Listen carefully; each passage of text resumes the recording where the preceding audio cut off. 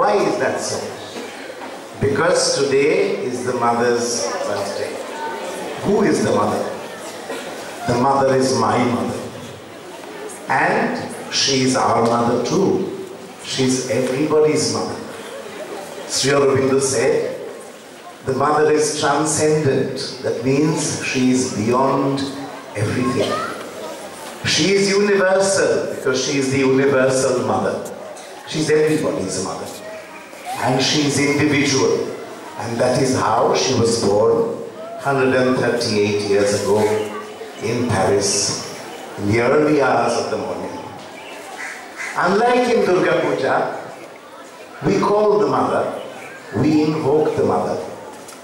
The mother descends, but we don't wish the mother goodbye. There is no Vijaya Dashami after Navami when we say goodbye and we cry. We try to keep her. We try to keep her with us, very close to us, in our hearts. How does the mother help us? How do your mother help you? Mothers help you. How do your mothers help you? By being close to you, by answering to your every need. But then, what do you need to do? Little children, whenever you are hungry, when you were very small, when you were very hungry, what would you do? You would go and say, Mom, get it out. When you would be sad, you would cry and your mother would console you. When you were very happy, you would rush and you jump into the arms of your mother. It's the same thing here. When you are happy, share it with the mother. When you are tearful, cry in front of the mother. When you want something, ask the mother. If you do that, what will happen is, only the very best will always happen to you. And then you will know, as you proceed in life, that everything that there is to know is there in the mother. Everything that there is to know is already written by Sri Aurobindo. So when you read Sri Aurobindo, you will know. I found the chairman, whom I call Dadu, Sri Pradut Kumar Bhattacharya, told me when I was very small like you, that when you read Sri Aurobindo, you don't need to understand. Today we had mother speaking to us in French. In the history of this institution, for the first time, we played an entire sequence of the mother in French, and it's the first time we played the recorded voice of the mother with only the school children present. So, it's a remarkable occasion. We must know how to be close to the mother. How do we find the mother? Very simple. There is in this house a place we call the meditation room. It's now a large area, and there are photographs of the mother. There are mother's sandals. There is a statue of the mother, and above all there's a white thing where a bit of the mother's hair is kept. So go there, tell her, share with her on a daily basis, on a regular basis, and you will progressively feel closer to her, and you will never have any problems in life. In the morning when you come to school, go there and salute her, offer a day to her. When you leave the school, if it is possible, or during tiffin break, or other days when you are here, just sneak in and go and see her. To see her, to experience her, is ecstasy. I have seen her only 7 times, probably for a few minutes, and only in my life. And yet, I remember her every moment, more than I remember anybody else in the world. Why do I do that? Because she helps me. Because she is close to me. Because there she is there to fulfill my every need, my every want. When something does not happen to me, I know she doesn't want it for me. So, the same way. Why did I feel attracted to the mother? Because when I met her for the first time, I didn't know who she was. But I saw a person indescribably sweet. Somebody I could feel close to. Somebody I knew was my mother without me being born from her. And from that moment on, I've known her as the mother. She's not remote. She's not far. She's not a guru. She's not a photograph. She's mine like she's yours. She's everybody's and she's everybody's equally. I'll tell you a very small story. Maybe you've heard it before. I was there that time in Pondicherry.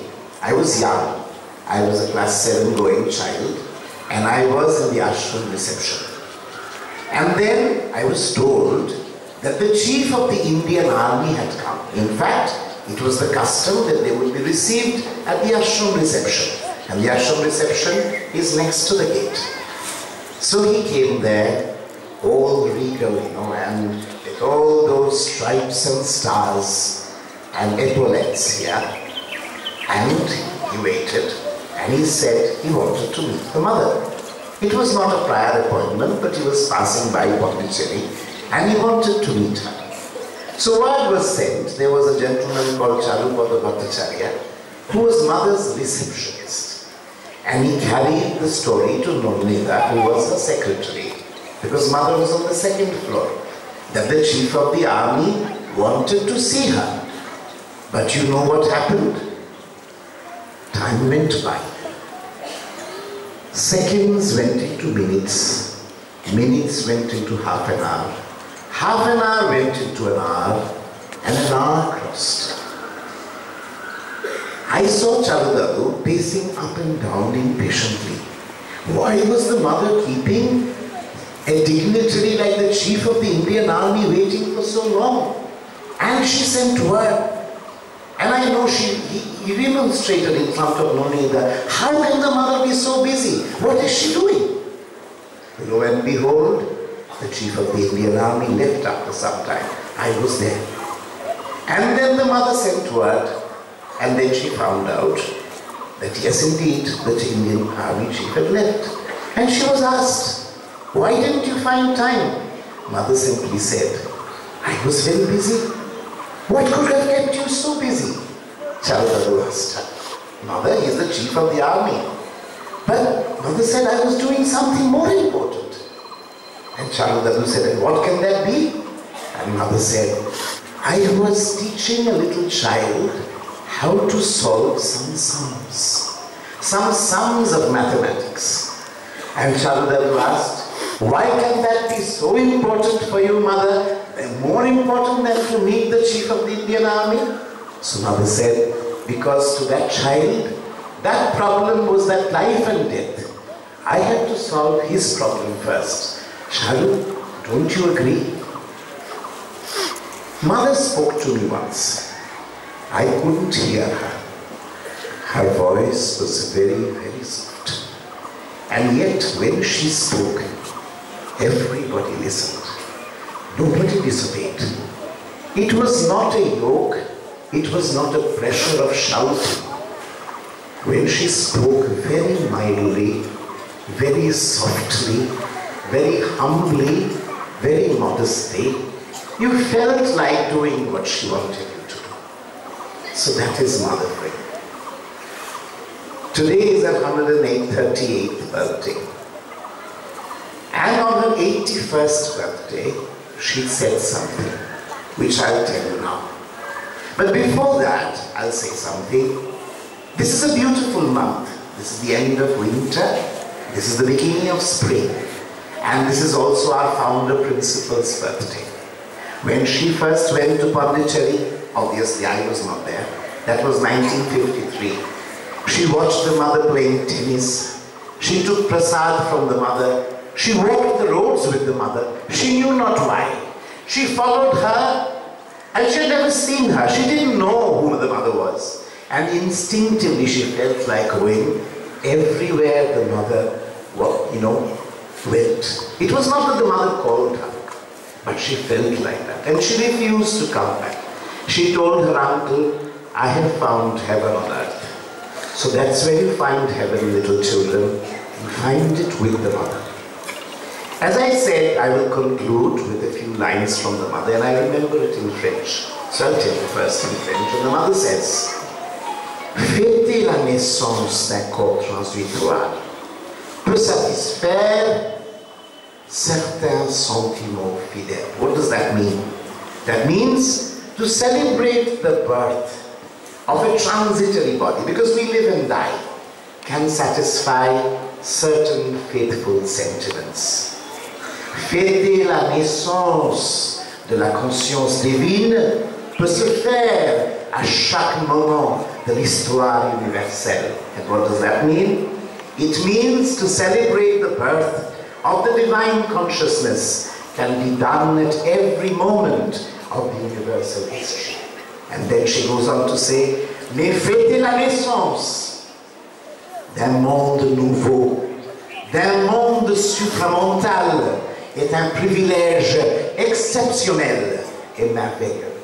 That means to celebrate the birth of a new world, a supramental world, is a marvelous and exceptional privilege.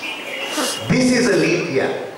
60 years ago on 29th February, the mother made possible for all human beings to access, to get hold of a certain divine consciousness which can ultimately bring an end to sorrow, an end to suffering, an end to illness, an end to death. Little children, you will see your grandparents sometimes sick. You will see us sick. You fall sick. Do you want it? It's not nice. We cry. We are sad. We cry. People die. Is that nice? It's not nice. What we want, what everybody wants, is immortal life on earth. And that is what Sri Aurobindo and the mother worked for. 60 years ago, when we celebrate that Diamond Jubilee, 8 days from now on 29th February, the mother made that consciousness come down, which one day will transform this world, make it a new world. And we are celebrating 60 years of that today. So little children, what you have to do, love the mother, talk to the mother, feel her close to your heart, belong to the mother, work for the mother, live for the mother. You will never experience sorrow in life. That has been my experience. That has been my parents' experience. That has been the experience of people like Shikhaman, whom you saw. Every day, every instant, every morning is more joyful than the morning before, because it's one more occasion to celebrate life with the mother. Thank you so much. Thank you, parents. Thank you, children. Do not be worried in this school, because here the teaching comes from none other than the mother. So there is no reason to worry. Thank you. I'll now read the message of the mother distributed in the ashram, and it is in French and English, and I will read it to you in French and English. I'm sure you can see the photograph. It's the mother standing. She is descending from the second floor room, and that's how I see her, smiling as always. By the way, I've never seen a smile like that. When I met the mother for the first time, it was 1970. Can you calculate how old she was? She was 91, almost 92. Just a few days, few weeks before her 92nd birthday. And I have never seen a lady so beautiful. A lady so sweet. It's not for nothing we call her douce mère, sweet mother. Okay? Concentrez-vous dans le cœur. So I read that in English to you. Concentrate in the heart. Pénétrez-y aussi loin, aussi profondément que possible. Enter into it Go within and deep and far as you can. Retirez vers vous les fils épars de votre conscience dispersée, rassemblez-les et plongez dans le silence de votre être intérieur. Gather all the strings of your consciousness that are spread abroad, roll them up and take a plunge and sink down. Une flamme brûle dans la calme profondeur de votre cœur. C'est le divin. A fire is burning there in the deep quietude of the heart. It is the divinity in you. Votre être véritable. Your true being. Écoutez sa voix. Hear its voice. Obéissez à ses aspirations. Follow its dictates. So all you do is be with the mother, listen to her, and life will be simply radiant, never a tear, never a sorrowful day. Thank you very much. Can I ask all of you to say with me, Victoire à la douce mère? Victoire à la douce mère? Bande Mataram! Bande Mataram! Bande Mataram!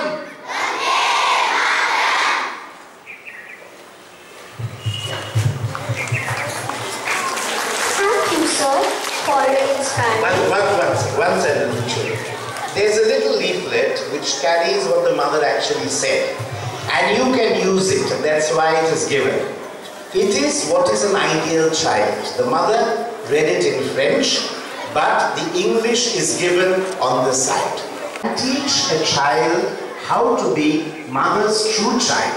Little children, if you want to be mother's children, here is the way. And it's there with your parents.